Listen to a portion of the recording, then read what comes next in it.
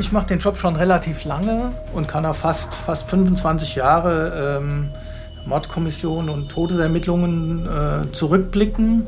Aber Zerteilung einer Leiche, das ist, ich würde sagen, selbst im Bundesschnitt ist Zerteilung einer Leiche schon außergewöhnlich. Kriminalhauptkommissar Arnheiter und die Leiche im Koffer. Herzlich willkommen zu Mein Fall. Hessische Ermittlerinnen und Ermittler erzählen ihre ungewöhnlichsten Fälle.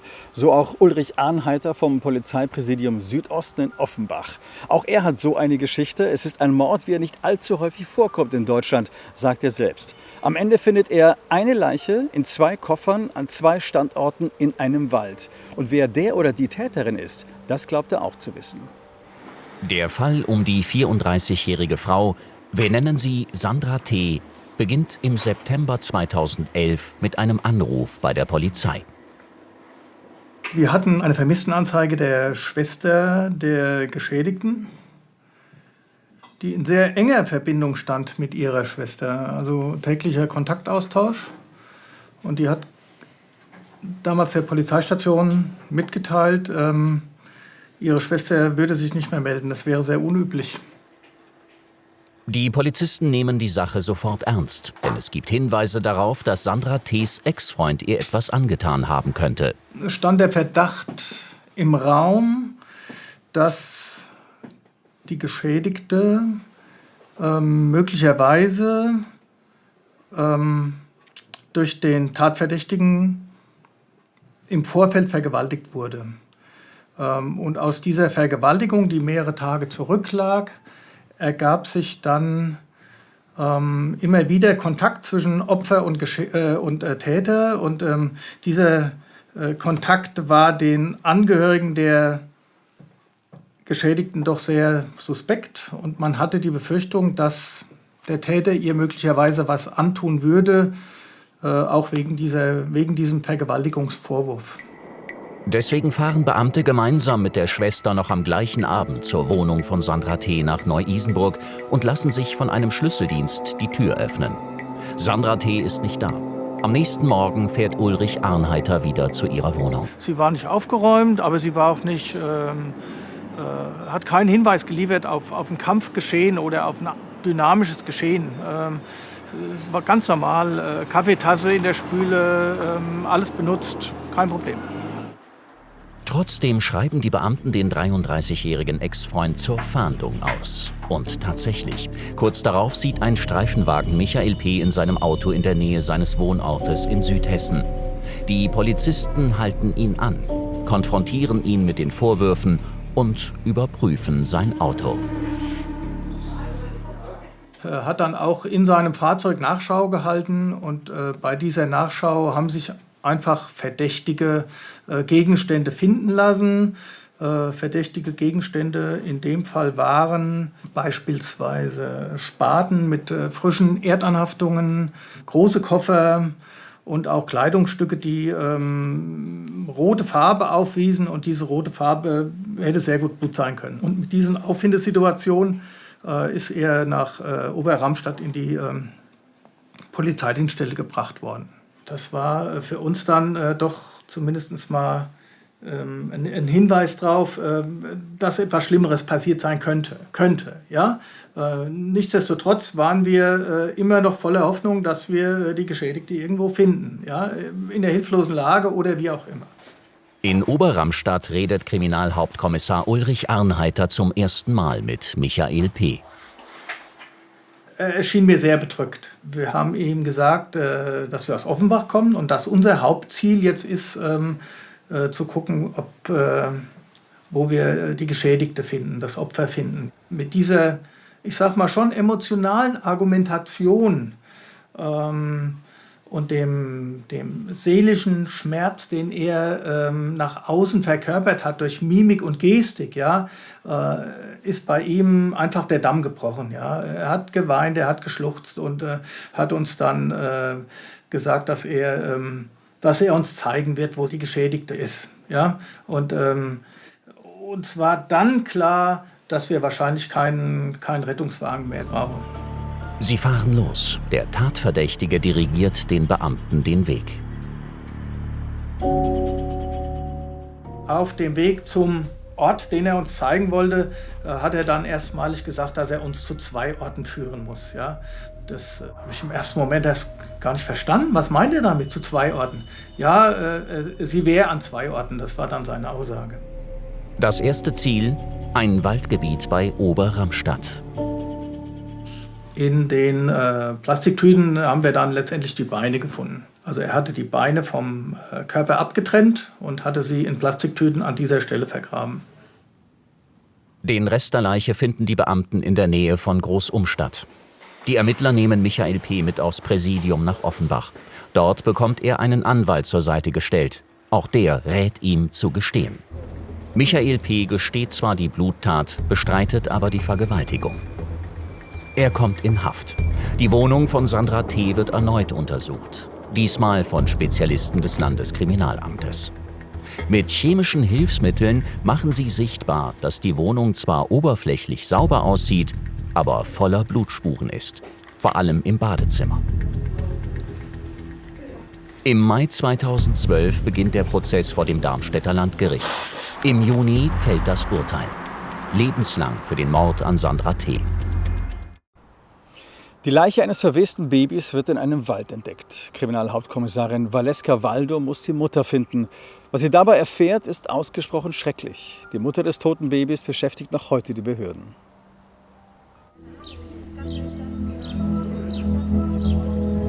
Also für mich war das sehr wichtig, dass wir da auch ein bisschen einen Abschluss finden konnten mit und vor allem, dass wir auch ermitteln konnten, wie der Junge heißt, dass es nicht so völlig anonym beerdigt werden musste, das Baby. Das ist ein Platz für Sternenkinder, die eigentlich, wie es auf dem Stein auch steht, den Weg ins Leben gar nicht gefunden haben. Der kleine Michael hat ja immerhin ca. 3 Wochen gelebt, aber letztendlich hat man gesagt, eigentlich auch nicht den Weg ins Leben gefunden. Michael, ein Säugling, der tot im Virnheimer Wald gefunden wird. Es ist der Fall, der Valeska Waldo in Erinnerung bleibt.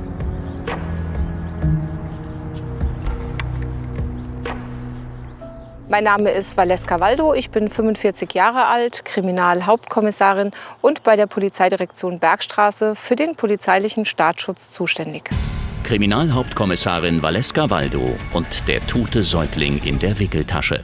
Ich wollte eigentlich schon immer zur Polizei, das war schon ein Kindheitstraum in der Tat. Mein Onkel ist Polizist und da habe ich schon immer viel mitbekommen und war so, dass ich mich da gesehen habe und letztendlich da auch gelandet bin. Ja. Seit 1997 arbeitet sie bei der hessischen Polizei. 4 Jahre davon bei der Kripo. Es ist der Fall um Baby Michael, der für sie aus anderen Fällen heraussticht. Es gibt wenig Tötungsdelikte zum Nachteil von Säuglingen in diesem Format. Und ich glaube, wir haben in den Ermittlungen fast alle Bandbreiten, die die Technik hergibt, ausgeschöpft. Und dementsprechend war das nicht nur ein emotionales, sondern auch vom Aufwand her ein sehr interessantes Verfahren einfach gewesen. Es ist der 9. September 2017. Ein Pilzesammler ist im Virnheimer Wald unterwegs. Nicht weit vom Weg entfernt entdeckt er eine Tasche, darin sterbliche Überreste. Diese sterblichen Überreste sind ins Gerichtsmedizinische Institut verbracht worden und da wurde dann ganz klar von einem Fachmann nochmal erkannt, es sind menschliche Überreste eines kleinen Säuglings. Die Range geht eigentlich über alles Mögliche drüber, von was hat man mit dem Kind gemacht, ist es ein plötzlicher Kindstod, wurde es brutal ermordet. Also man ist ganz schnell in diesem Schema drin, dass man unbedingt aufklären will, was hinter dieser Tat steckt. Valeska Waldo ist die Einsatzleiterin der für den Fall gegründeten Arbeitsgruppe. Von der Kindsmutter fehlt zunächst jede Spur. Während der Ermittlungen wird klar, die Tasche lag vermutlich monatelang fast unmittelbar neben dem Waldweg. Einfach schnell vorbeigelaufen, die Tasche abgestellt und dann weitergelaufen. Keine Mühe gemacht, nichts abgedeckt, nichts zugedeckt, nicht verbuddelt. Auch gar nicht versucht, diese Tat an sich zu vertuschen oder einfach abgestellt und weggegangen. Ja, also die Tasche, die stand hier verschlossen. Die Reißverschlüsse waren schon verwittert. Der Pilzsammler hatte also diese Reißverschlüsse aufgetrennt mit dem Messer und fand im Endeffekt in der Tasche Ja, war nur noch ein Babybody, verschiedene Knochen. Wobei man sagen muss, der Babybody, das ist jetzt ein Vergleichsstück, das hat das Baby getragen, der war natürlich so auf den ersten Blick auch gar nicht erkennbar. Zu dem Baby gepackt waren 2 Fläschchen. Hierbei handelt es sich um die Originalfläschchen, die mit in der Tasche sich befunden haben. Valeska Waldo ist verantwortlich für die Durchsuchungsmaßnahmen am Fundort. Das gesamte Waldgebiet wird von der Polizei durchkämmt, jede noch so kleine Spur sichergestellt. Valeska Waldo und ihr Team lassen die gesicherten Spuren umfangreich analysieren und unter anderem ein Isotopengutachten erstellen, bei dem regionale Aufenthaltsorte einer verstorbenen Person ermittelt werden können. Die Analysen haben ergeben, dass der Säugling ca. 3 Wochen gelebt haben muss, dass er mit industrieller Nahrung versorgt wurde, also nicht gestillt wurde, und dass die Mutter in der Schwangerschaft Amphetamin konsumiert haben muss. Dann wurden verschiedene Methoden zur Liegezeit angewendet. Erst haben wir es versucht über Fliegen und Fliegenlarven, allerdings befanden sich in der Tasche nicht ganz so viel, wie wir erhofft hatten. Und die GMI Frankfurt hat dann sich eines weiteren Experten bedient, der auf dem Sektor der Milbenforschung relativ anerkannt ist. Und da konnte dann auch relativ genau die Liegezeit der Tasche mit dem Verwesungsgrad des Säuglings kombiniert werden.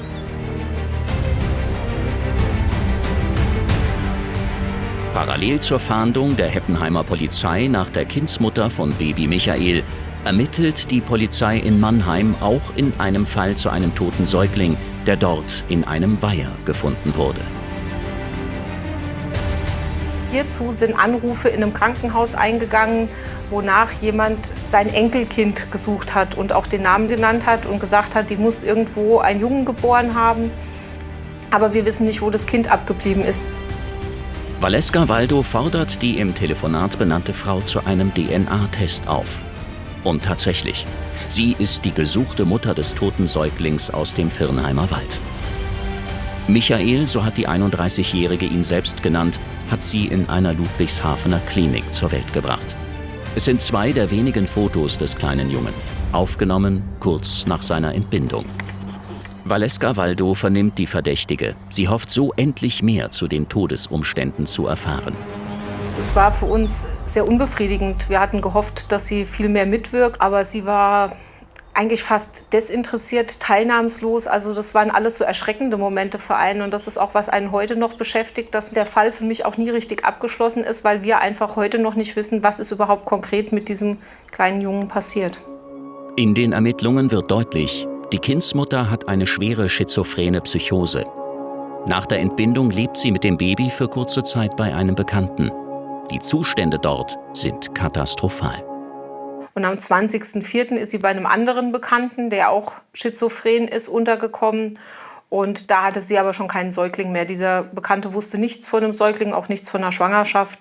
Und deshalb gehen wir relativ eng in dem Rahmen davon aus, dass sie zwischen dem 11.04. und 20.04. Sich dieses Kindes entledigt hat. Ob die Frau ihr eigenes Kind getötet hat, lässt sich aufgrund des Verwesungszustandes nicht mehr nachweisen.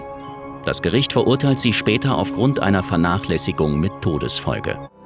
Im Februar 2019 ordnet das Gericht dann ihre dauerhafte Unterbringung in einer geschlossenen psychiatrischen Klinik an. Doch vergangenen Oktober erfolgt eine erneute Wende in dieser traurigen Geschichte. Im Rahmen eines dieser Rufgänge hat sie die Chance genutzt, ihre Flucht anzutreten. Aktuell ist sie in der Fahndung und für die Polizei nicht zugänglich. Heute ist Valeska Waldo als Ermittlerin nicht mehr zuständig für den Fall. Dennoch bleibt das Geschehen haften, gerade aktuell aufgrund der Flucht. Ein falscher 50er bringt Kommissar Kaiser vom Betrugskommissariat Friedberg auf die richtige Spur. Und die führt ihn zu einem, ja, sagen wir mal, begabten 14-Jährigen auf kriminellen Abwegen.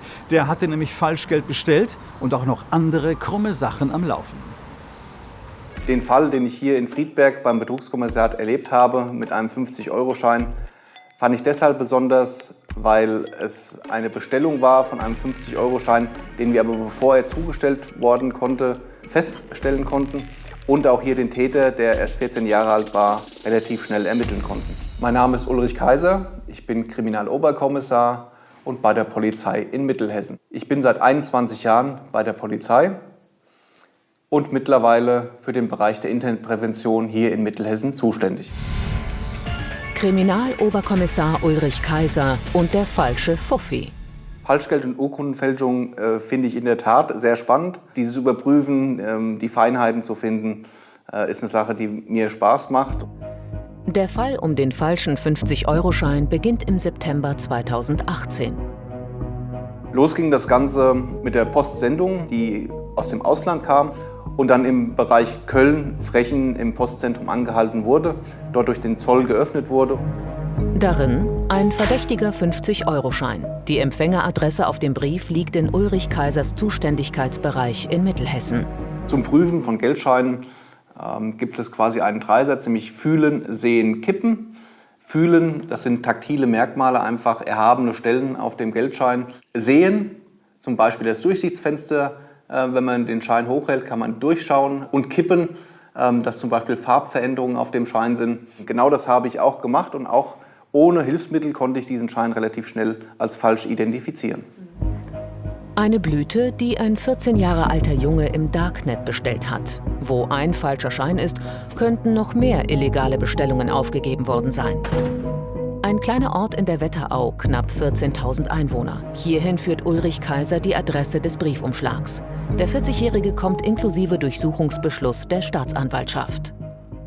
Wie in kleinen Dörfern üblich, war die Überraschung natürlich groß.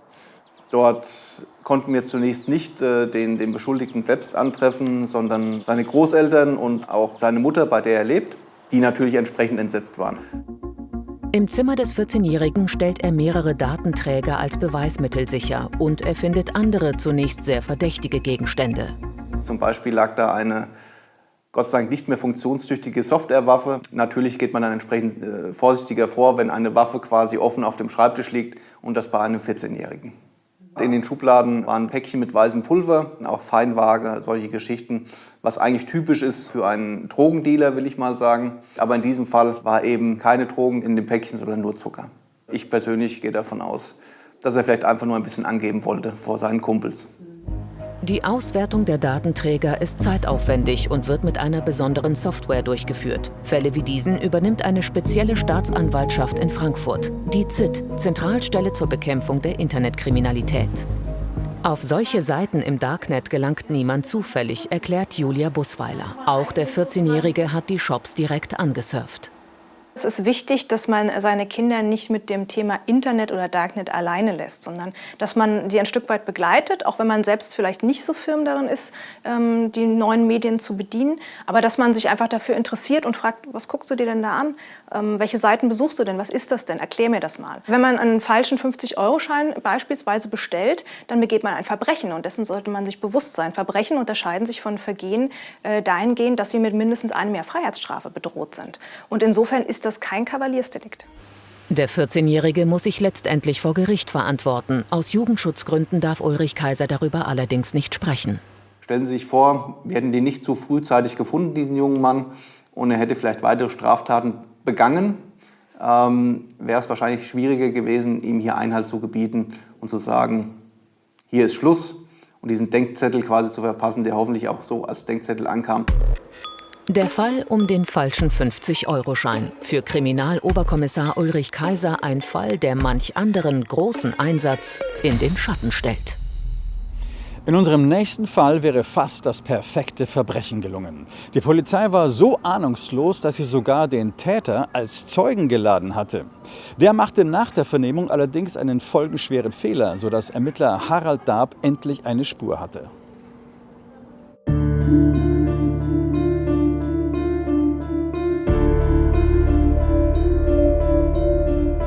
Der Fall der Cosima ist für mich ganz speziell in Erinnerung geblieben, weil er im Verlauf sehr viele Wendungen hatte. Es war eine ganz normale Vermisstensache, die wie jede Vermisstensache erstmal bewertet werden muss. Allerdings habe ich schon bei Durchsicht der Akte gesehen, dass die ganze Sache irgendwie komisch war. Die Cosima war eine junge Frau, die im 4. Monat schwanger war. Es gab überhaupt gar keine Anhaltspunkte dafür, warum sie ihr gewohntes Lebensumfeld verlassen sollte. Kriminalhauptkommissar Harald Darb und die verbrannte Frauenleiche. Mein Name ist Harald Darb, ich bin 53 Jahre alt und Kriminalbeamter hier im Polizeipräsidium Südhessen in Darmstadt. Ich bin im Bereich Todesursachenерmittlung, Tötungsdelikte und bei der Bearbeitung von vermissten Sachen tätig.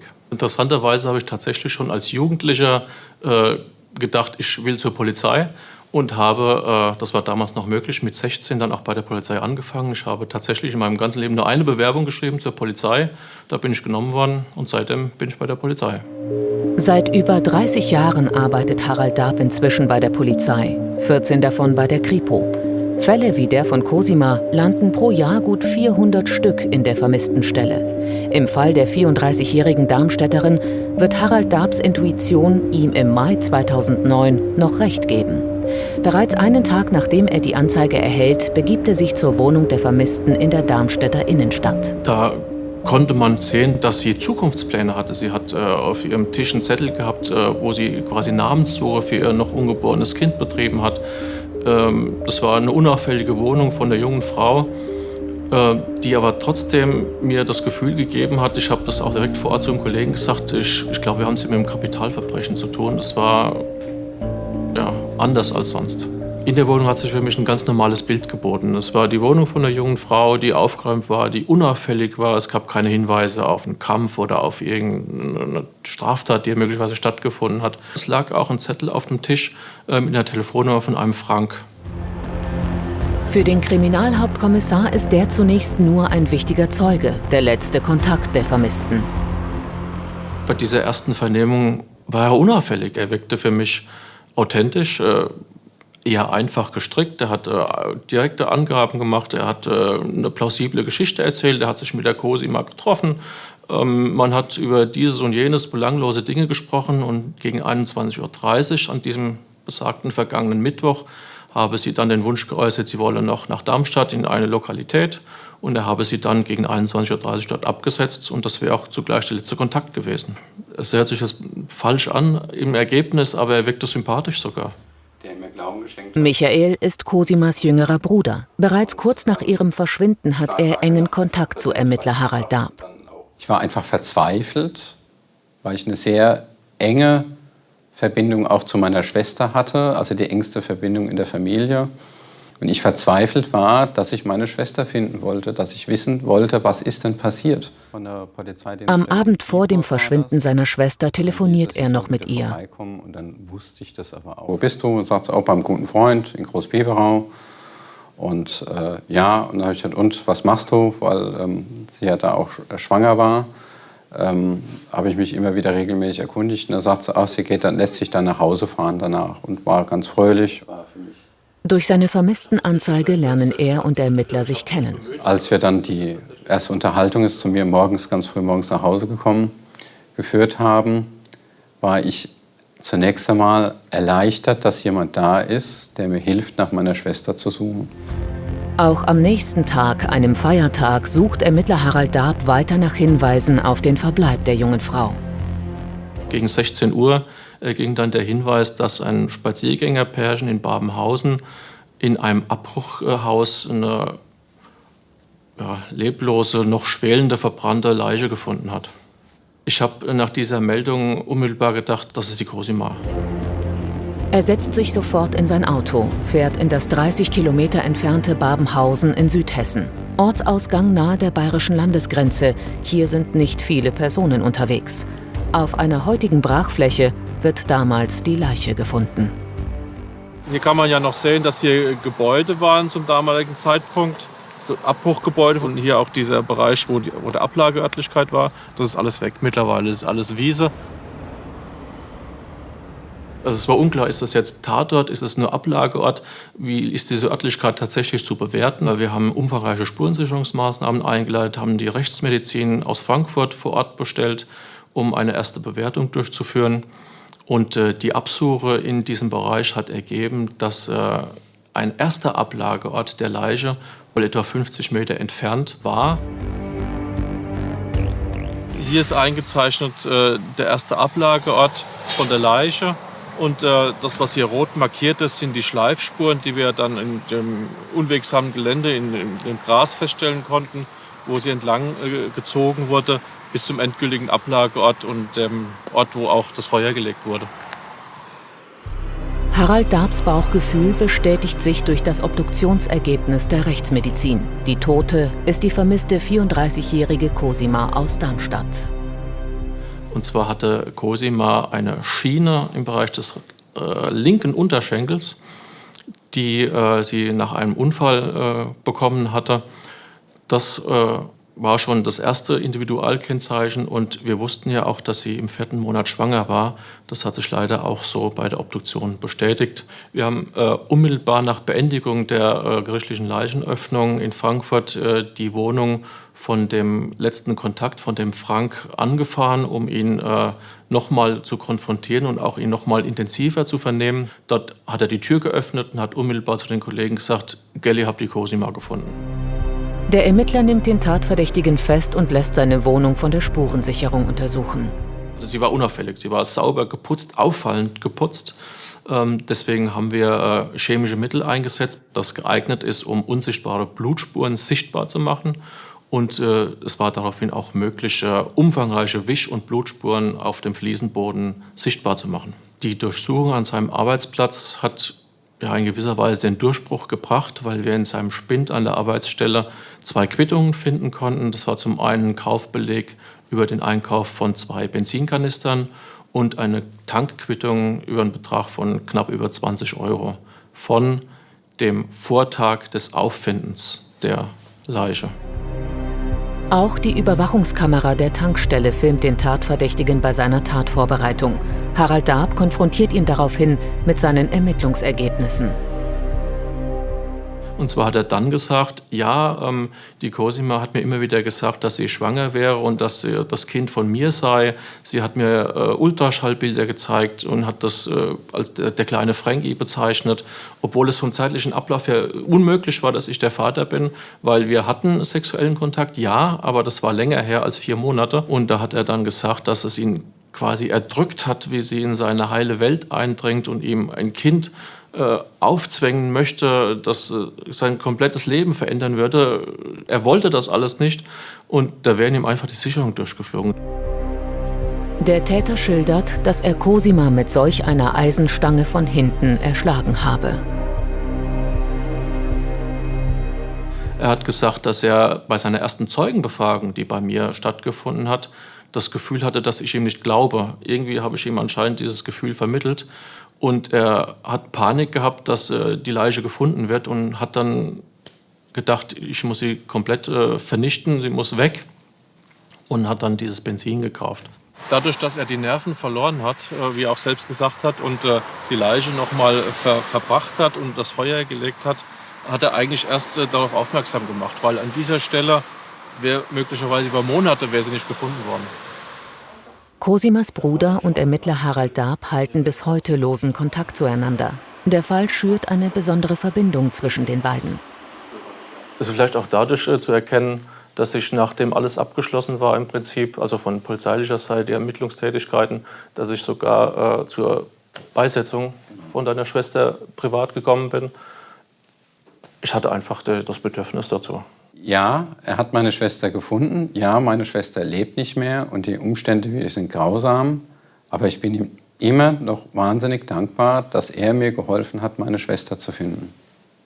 Dass man auch weiß, was ist passiert. Diese Ungewissheit, die frisst einen auf, die macht einen kaputt. Ja, aus der ganzen Sache nehme ich mit, dass manchmal auch ein Gefühl gut sein kann, dass man sich darauf verlässt, dass hier genauer hingeschaut werden muss. Ich und meine Kollegen, wir verstehen uns schon als die letzten Anwälte der Toten. Das heißt, man muss hier genau hinschauen, einfach um dem Menschen, dem möglicherweise Unrecht geschehen ist, gerecht zu werden, damit, wenn ihm Unrecht getan wurde, das auch gesühnt wird. Das Urteil in diesem Fall: 12 Jahre Haft wegen Totschlags. Und das war's von uns und den außergewöhnlichen Fällen. Ich darf mich verabschieden und wünsche Ihnen noch eine gute Zeit.